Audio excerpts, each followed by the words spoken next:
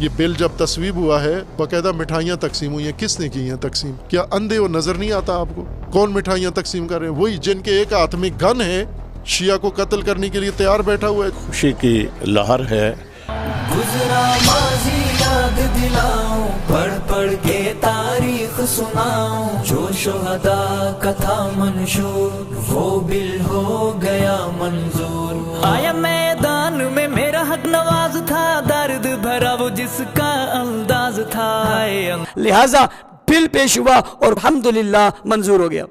Saint کے chairman صاحب کا شکریہ ادا کرتا ہوں، حافظ عبدالکریم صاحب، سینیٹر مشتاق صاحب، مولانا عبدالغفور حیدری صاحب، مولانا فیض محمد صاحب، جنہوں نے سینٹ میں اس کے محرک بنے اور اس بل کو پیش کیا، ان کا شکریہ ادا کرتا ہوں۔ قائد جمعیت مولانا فضل الرحمان صاحب، جن کا ایک کردار تھا، ان کا شکریہ ادا کرتا ہوں۔ یعنی متشدد لوگ جو دہشت گردی میں ملوث بھی ہیں، جو دہشت گردی کرتے بھی ہیں اور دہشت گردی کرتے کرتے ساتھ سیاسی بھی ہیں اور ریاست سے بھی فائدہ اٹھاتے ہیں، ریاست کو بھی بلیک میل کرتے ہیں۔ دہشت گرد گروپوں کے لیڈر یہ کہہ رہے ہیں کہ یہ ہم نے یہ بل بنایا تھا، یعنی ہمارے ہاتھوں کا بنا ہوا ہے۔ یہ آگے جنہوں نے پیش کیا ہے ان کا اس میں کوئی دخل نہیں ہے۔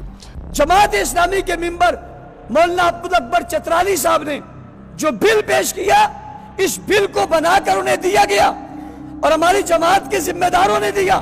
انہوں نے معاہدہ کیا ہمارے ساتھ کہ ہمارے ووٹ لیں گے، ہم نے شرط رکھ دی ہے کہ ووٹ اسی صورت میں دیں گے جب بل پاس کرا کے دو، تو انہوں نے یہ کام ہمارے لیے کیا ہے، سمجھوتا کیا ہمارے ساتھ۔ پاکستان رائے حق پارٹی اور مسلم لیگ نون کے مابین وزیر اعلیٰ پنجاب کے انتخابات کے حوالے سے رانا ثناء اللہ صاحب صدر پاکستان مسلم لیگ نون پنجاب اور مولانا معاویہ اعظم طارق پارلیمانی لیڈر پاکستان رائے حق پارٹی کی قیادت میں ملاقات ہوئی اور مندرجہ ذیل امور پر اتفاق رائے پایا۔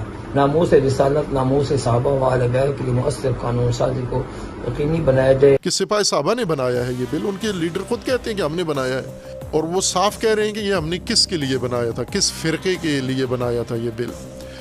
وہ دن آنے والا ہے انشاءاللہ کہ سینٹ پہ جب یہ قانون پاس ہو کر اور قانون پاکستان بن جائے گا، ناموس صحابہ کے شہداء اپنے قبروں میں اچھل کود کر خوشی منائیں گے انشاءاللہ۔ جب تک سورج چاند رہے گا، جب تک سورج چاند رہے گا،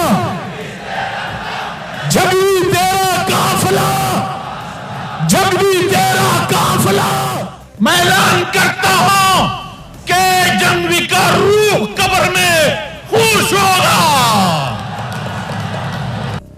توہین تشخیص کون دے گا؟ آپ کی پبلک، آپ کے متشدد لوگ، وہ متشدد جن کا تشدد آپ روکنے نہیں دیتے، وہ آپ کے انتہا پسند جن کی انتہا پسندی کو لگام آپ نہیں دینے دیتے۔ دوسری طرف سے آپ ایسا جواز انتہا پسندوں کو، متشددین کو فراہم کر رہے ہیں۔ شیعہ فرقہ کو میں یہ نہیں کہتا کہ اس کو حق ہونا چاہیے توہین صحابہ کا، بالکل نہیں ہونا چاہیے۔ کسی فرقے کو، کسی فرقے کے مقدسات کا حق نہیں ہونا چاہیے، لیکن آپ تو شیعہ اذان کو بھی توہین سمجھتے ہو، شیعہ جو کلمہ پڑھتے ہیں اس کو بھی توہین سمجھتے ہو، شیعہ کی کتابوں کو ہی توہین سمجھتے ہو، شیعہ کی شکل کو ہی تم توہین سمجھتے ہو۔ کہ ہو کتا اور بھونکے نہ، ایسا کبھی بھی نہیں ہو سکتا۔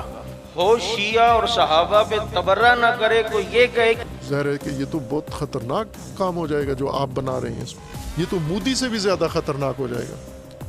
ہندوستان کے اندر جو کچھ مسلمانوں کے خلاف ہو رہا ہے اور وہ ماحول مودی کی تقلید کرنا چاہ رہے ہیں شیعوں کے بارے میں پاکستان میں، وہ کردار ادا کرنے کہ ان کا جینا یہاں حرام کر دیں، ان کے لیے اتنی مشکلات کھڑی کر دیں کہ ہر شیعہ، اور میں اہل سنت کو اہل تشیع کے خلاف اتنا مضبوط کر دوں گا کہ انشاءاللہ العزیز کوئی سنی شیعہ سے ہاتھ ملانے کو بھی تیار نہیں ہوگا، کہ شیعہ کا سانس لینا بھی مشکل ہو جائے گا۔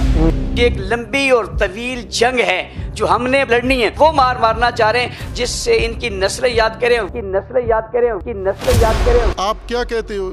آپ کی تقریریں موجود ہیں، آپ کے علماء اور خطیبوں کی تقریریں سوشل میڈیا پہ موجود ہیں کہ شیعہ جو اذان دیتا ہے یہ بھی توہین صحابہ ہے، اس کی نماز بھی توہین صحابہ ہے۔ نام نہاد اذان جس میں 3 ٹائم پر اشہد ان امیر المومنین و امام المتقین و خلیفۃ بلا فصل علی ولی اللہ، یہ اذان دہشت گردی پہ مبنی، دہشت گردی پہ مبنی۔ और ये तो सारा सरापा तौहीन आप शुमार कर दोगे इस कानून के तहत। ये तो क्या दरवाज़ा खोल रहे हैं आप, जो हथियार बना रहे हैं आप, ये आप तौहीन नहीं रोकना चाहते, ये आप शिया को महदूद करना चाहते हैं। सरीन बात करता हूँ कि शिया फ़िरके को हदफ बनाया गया है, शिया फ़िरके को हदफ बनाया गया है, हदफ बनाया गया है।